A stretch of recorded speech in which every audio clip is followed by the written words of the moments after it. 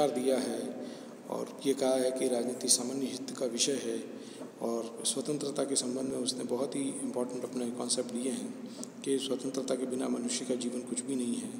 और John Locke ने, इसके अलावा जॉन लॉक को भी देखें हम तो जॉन लॉक ने व्यक्तियों के प्राकृतिक अधिकारों का समर्थन किया, शक्ति विभाजन के सिद्धांत का समर्थन किया है और उसमें धार्मिक सहिष्णुता का सिद्धांत दिया। व्यक्तियों को कुशासन के विरुद्ध विद्रोह करने का अधिकार जॉन लॉक की एक महत्वपूर्ण देन मानी जा सकती है।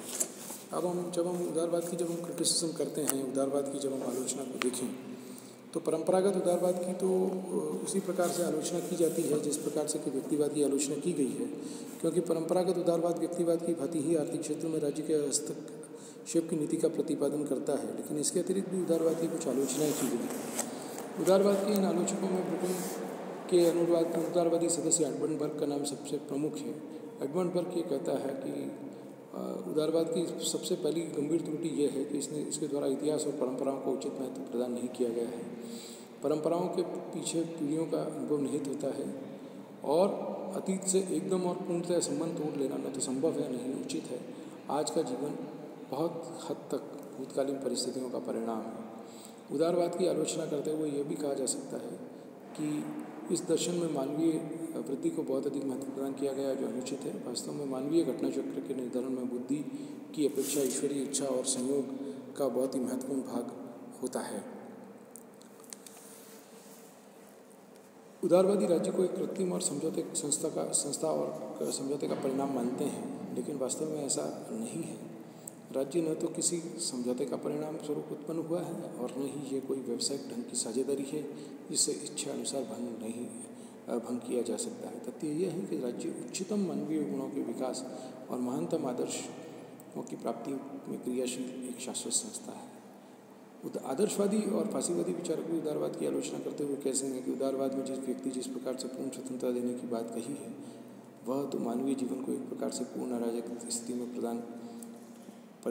परिवर्तित कर देगी। समस्त समाज के विकास और सामूहिक जीवन की पूर्णता के लिए व्यक्तियों की स्वतंत्रता को सीमित करना नितांत आवश्यक हो जाता है।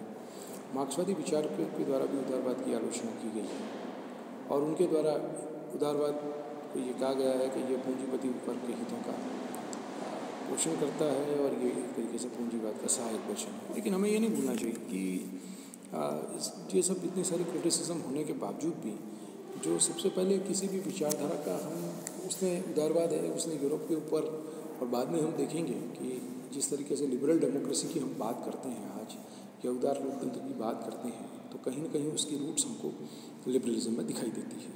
तो हम देखते हैं कि उदारवाद का प्रभाव और उसका महत्व क्या है।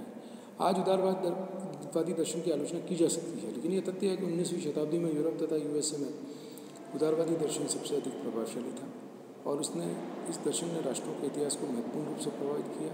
इसने यूरोप के विभिन्न राज्यों तथा अमेरिका के औद्योगिक विकास को अत्यधिक प्रोत्साहित किया और इसके परिणाम स्वरूप इन क्षेत्रों के निवासियों ने आर्थिक क्षेत्र में आर्थिक आश्चर्यजनक प्रगति की। इनके द्वारा मुक्त व्यापार पर बल दिया गया, जिसके परिणाम स्वरूप विश्व के विभिन्न देशों ने एक दूसरे के समीप आए, एक विश्व बाजार का निर्माण हुआ। इसने धर्म तथा राजनीति को एक दूसरे से पृथक कर धर्मनिरपेक्षता का मार्ग प्रशस्त किया, जो आज के प्रगतिशील युग का एक बहुत ही बड़ा प्रतीक है। इसने विशेषाधिकारों पर आधारित पुरानी व्यवस्था का अंत कर स्वतंत्रता, समानता तथा लोकतंत्र का समर्थन किया। आज की संसदीय संस्थाएं और वयस्क मताधिकार उदारवादी दर्शन की देन है। इसने राष्ट्रीय आत्मनिर्भर के सिद्धांत का समर्थन कर विभिन्न जातियों की राष्ट्रीय स्वाधीनता में महत्वपूर्ण योगदान दिया। उदारवाद की एक विशेषता ये रही है कि इसके द्वारा बदलती परिस्थितियों के अनुसार सदैव ही उसमें परिवर्तन कर लिया गया। यदि परंपरागत उदारवाद पूंजीवाद का सहायक दर्शन रहा है तो आज का उदारवाद हम देखते हैं कि लोकतांत्रिक समाजवाद के बहुत अधिक समीप है। इस प्रकार उदारवाद को लोकतंत्र, राष्ट्रीय स्वाधीनता और आर्थिक प्रगति का दर्शन कहा जा सकता है। पश्चिमी देशों पर उदारवाद के प्रभाव के संबंध में प्रोफेसर लास्की ने यह कहा कि पिछले 100 वर्षों की अमेरिकी सभ्यता को उदारवादी दर्शन की पूर्णता कहना ही अनुचित नहीं होगा। तो आपने ये देखा कि पूरी तरह से उदारवाद है वो किस तरीके से उसने व्यक्तियों के जीवन पर प्रभाव डाला या राष्ट्रों की सोच जो है उसको परिवर्तित किया। और इस तरीके से हम देखते हैं कि आज उदारवाद जब विश्व राजनीति में भी हम जब कहते हैं कि जब उदारवादी मूल्यों की बहुत ज़्यादा आवश्यकता है या उदारवादी लोकतंत्र की आवश्यकता है, तो स्वतः ही इस लिबरलिज्म का या उदारवाद का महत्व स्वतः ही स्पष्ट हो जाता है। और इसके साथ ही आज का हमारा ये उदारवाद का टॉपिक आज समाप्त होता है। और थैंक यू।